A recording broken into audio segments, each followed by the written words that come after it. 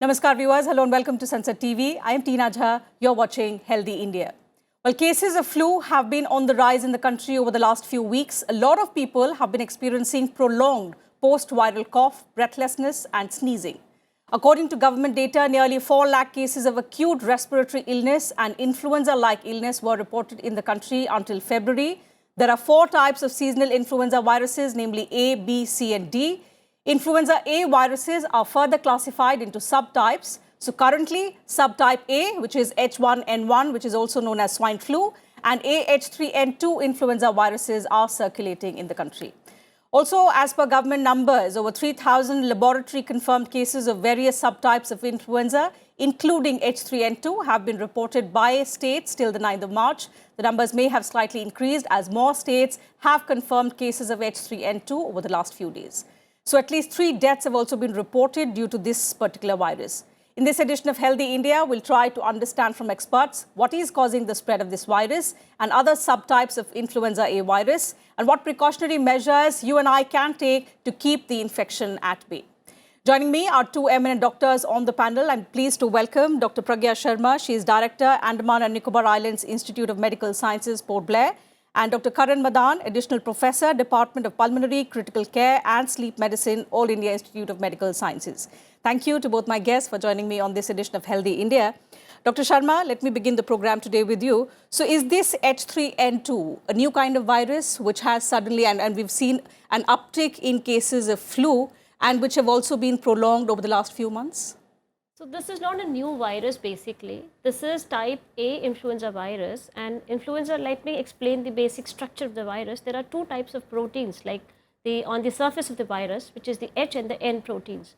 And this virus has a very strong tendency to undergo drifts and shifts. It keeps on changing its structure every time. So this H3N2 was also present previously, but since we were into a COVID time, this virus was not that eminently and prominently present. So it had its presence in the environment, and H1N1 was also there previously before the COVID struck us. So this is not a new type of virus, but certainly it has re-emerged in a situation after COVID, and since people were not exposed, they are having lower immunity towards this virus.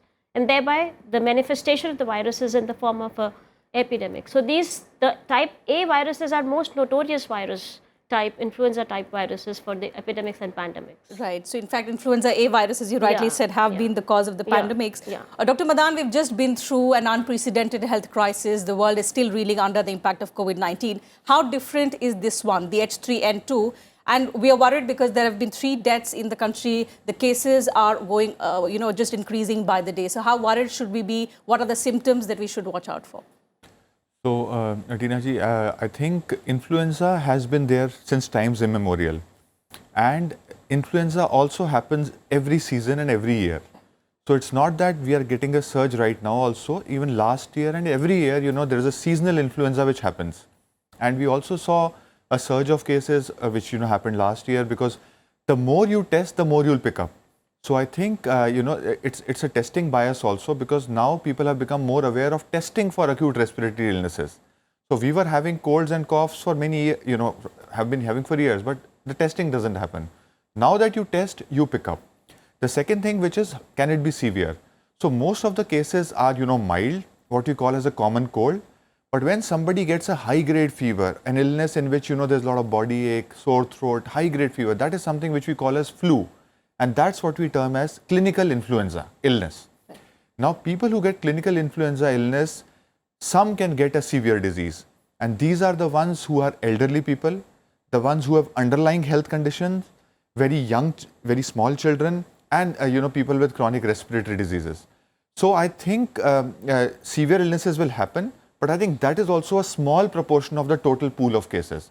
So I think it would be incorrect to say that severe influenza will not occur. Severe cases will occur, but it is our responsibility to protect the high-risk group. And how we do that is also a question which we can, discuss. Right. You said, it's seasonal and something that we witness every year. So we all know when, we say in local languages that, mausam badal raha hai, that's why people fall ill. Why has it been uncommon this time, Dr. Sharma? Why has it been very prolonged? So common people a lot of people have complained that they got a cough which stretched on to till about 3-4 weeks. The impact of the fever stretched on for over a month, and that has been very, very uncommon. Is it more pronounced this time, the seasonal flu, because of the presence of H3N2? Actually, there's a cycle of every disease. So influenza also stretches over approximately 2 weeks. The symptoms do stretch over approximately 2 weeks. And usually the fever subsides within first 1 week. And thereafter the other symptoms like your coryza, your cough, cold, runny nose, they persist and they continue for approximately 2 weeks. So it's not like we are having a prolonged episodes this time. Probably one reason where viral infections are important is your immunity. And since we've been, for the first time, we have seen a time when we had COVID and people, probably they were not exposed to this virus, particularly for last 2 years when we were already exposed to the COVID virus. So we were, the immunity towards this virus particularly has gone down because this is a virus that keeps on changing its shape and color. So the immunity also depends upon the virus which is already present. The antibody formation will be against the virus which is present in the environment. So as and when the virus will keep on changing its shape, the immunity also has to be the newer immunity towards the newer virus that comes up. So probably that is the reason that we are finding that there's a sudden surge of cases. That's as Dr. And also perhaps, COVID has made us a lot more conscious about these respiratory illnesses. Yes, absolutely. Dr. Madan, so in that case, what are the precautions that one must take? Should we, revive the COVID era protocol that we were following? Is it time to bring back the masks? So I think what COVID has taught us that there will be seasonal surges of respiratory illnesses. So you see, I think a selective masking based upon the time and the circulation of the virus is something which is required. So if you see what can prevent influenza transmission, so I think it's important to know how this spreads. So influenza is a droplet spread infection. This means that if an infected person speaks, if is in close proximity with other people, COVID. Just like COVID. In COVID, there was also a concern that COVID has got an airborne spread also. Yeah. So for influenza, there is pretty much data that it is, the near distance, somebody who's in close contact, when the infected droplets will fall over the other person and they, contaminate the nose, hands and mouth, and the other person, takes them to their mucous membrane or the nose or the mouth, the virus enters the body. So essentially, I think masking of a symptomatic person is the most important step. So this means somebody who's got a cough and cold at home or at workplace, that person should take precautions that I don't spread it to others. So I think it's much more effective than everybody masking.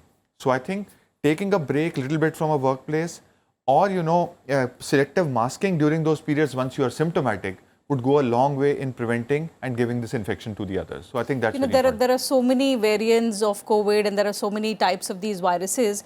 As common people, we can't differentiate between whether it's COVID because recently there's been an uptick in COVID cases also. The center has issued advisory that there's the COVID positivity rate in the country has also increased. So this is happening simultaneously. How do we differentiate? Because the symptoms are the same. We will have, perhaps fever-like symptoms. We will be suffering from cold and cough. So when do we know this is the right time to see a doctor?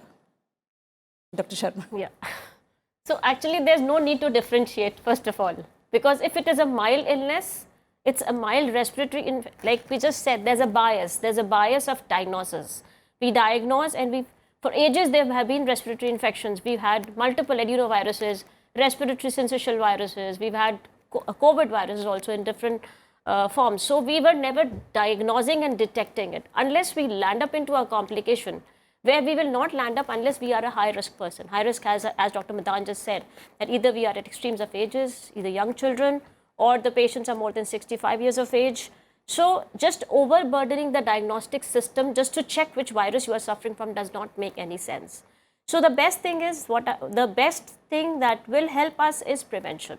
And prevention would be, again, the same things what we were doing for COVID. We have to have good cough etiquettes, we have to have high immunity, good nutrition, preferably vaccine shots are important, and then preventing yourself from being exposed to the infected people. Unless you have a risk factor like you're an asthmatic or a cardiac anomaly or a diabetic, there's no need to get scared or create a panic of having a mild cough or cold. It could be a mild cough or cold also. Like you initially said, कि मौसम बदल रहा है. It could be an adenovirus infection also. And you suddenly rush, everybody start rushing to the hospital to get diagnosed, whether it is a COVID or a respiratory adenovirus or any other virus, makes no sense at all. I think the fear is when you start reading newspapers and seeing that this is being fatal. Yes. So how much risk do you see, Dr. Madan, in this becoming a higher mortality infectious disease? Because when COVID started, it all started at a very lower scale with these symptoms itself. And in a country like ours, where we are witnessing this this seasonal flu every now and then, we will not take it seriously. Of course, after COVID we will, but ultimately, as you said, we will just learn to live with this virus. But how do we know, and how do we keep ourselves or refrain ourselves from panicking when we see that people are actually dying? So in West Bengal, we've seen how adenovirus has claimed a lot of lives. In Gujarat, in Haryana, in Karnataka, people have died because of H3N2. So it's automatic that there will be fear and there will be panic. So I think that's a very important question, Tina ji. So I think surveillance mechanisms for viral infections is very important. So I would think that still, testing and finding out is important for another context. So what it means is, if you know what viruses are circulating, say you have got 1,000 people who got a acute viral-like symptom, a cough or cold symptom, but you tested and found out that most of them, say if you tested, are turning out H3N2, or say for example COVID, you would know that that is the virus which is circulating. And then if you test the people who've landed with an acute respiratory failure to an ICU, if you see there's a sudden uptick in emergency departments who are saying that more people are coming with breathlessness and cough are getting admitted, if you test them and you find out what the virus is, you pick up a pandemic early. You might find out a new flu strain early. So I think one thing is a reasonable degree of testing. It's not too much of a testing for every cough and cold, but some directed testing is going to be useful in finding out what problem is. The second thing is there is no need to panic as such, because I think the situation is, if you see all the hospital emergencies reporting a massive surge of acute respiratory failure or patients who are landing up into the ICUs. So as long as that is not happening, scattered cases of severe influenza will occur, and I think that is why testing and also vaccination becomes very, very important strategies, along with the masking and other preventive strategies. Gradually COVID made testing a lot more easier. So we knew there are these rapid testing kits, we could get RT-PCR done, and people became much more aware. Perhaps we're not as much aware about how to get tested for influenza. So if you could also help us and our viewers understand, if one realizes that we have symptoms which are much more similar to influenza, can we get it tested anywhere? Yes, absolutely. So influenza testing is also possible with the RT-PCR test, the way which we got it for COVID. So real-time PCRs also give you an testing ability to diagnose other viral illnesses.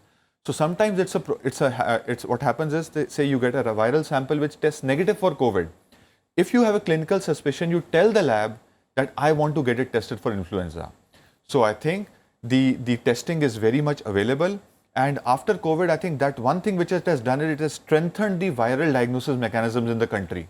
So I think there is enough lab infrastructure that if you want to get a viral panel done and you want to diagnose influenza, the facilities will be available. But as Madam brought out, that whom to test, that's a very important question.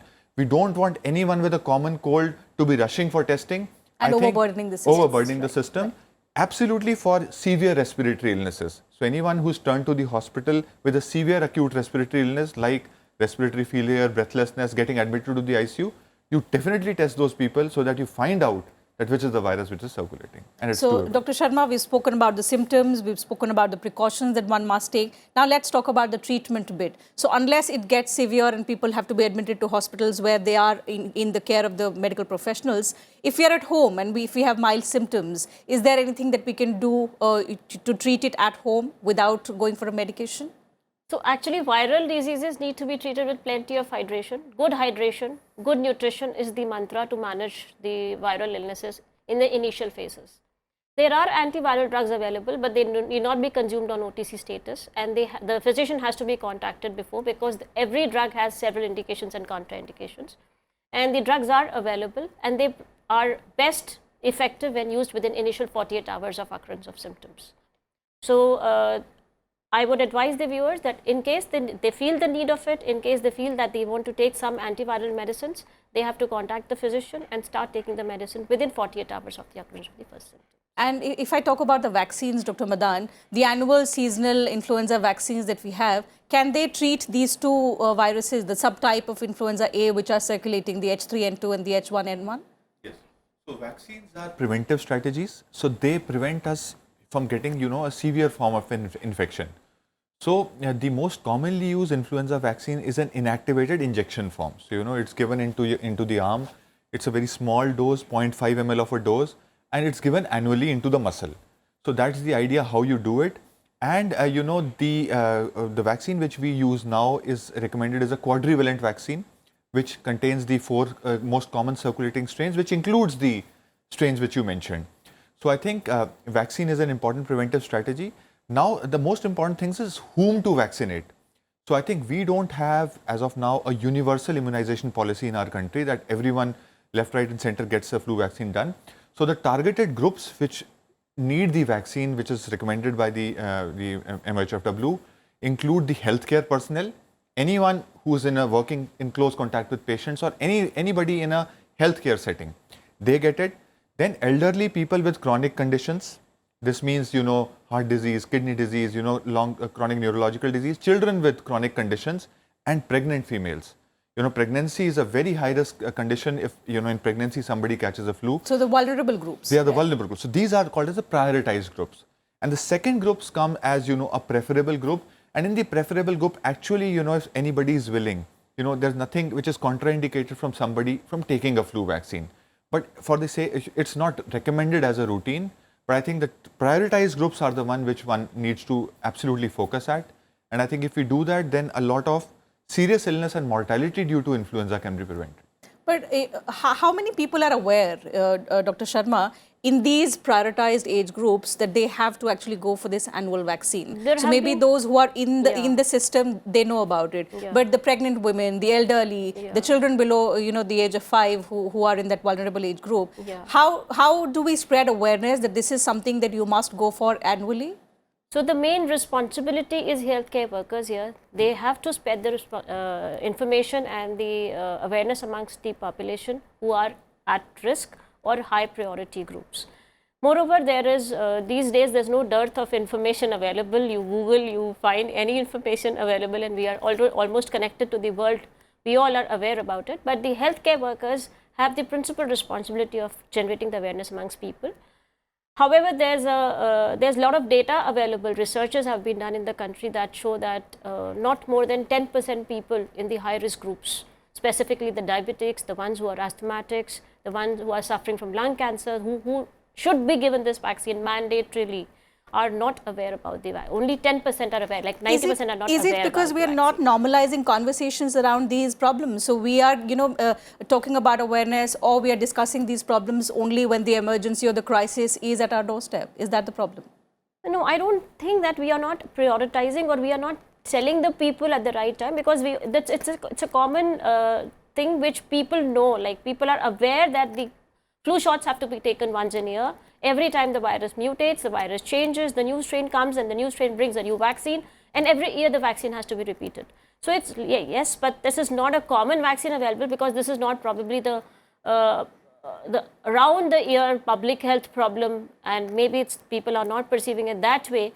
So yes, partially that could be the reason. Could be the reason. Dr. Madan, is there a recommended time to get this seasonal flu vaccine? Perhaps a time of the year when it will be more effective? So I think that's also another good question. So I think it also depends on when we see the flu surges in our country. So I think the cycle continues, and I think the months of August, September are one of the few months in which the flu circulation increases, and I think the earlier months of the year also. So I think we have data available, and I think it also has to do with when the new there is a new batch of vaccine which comes into the stock. So I think, as a practicality, it really doesn't matter.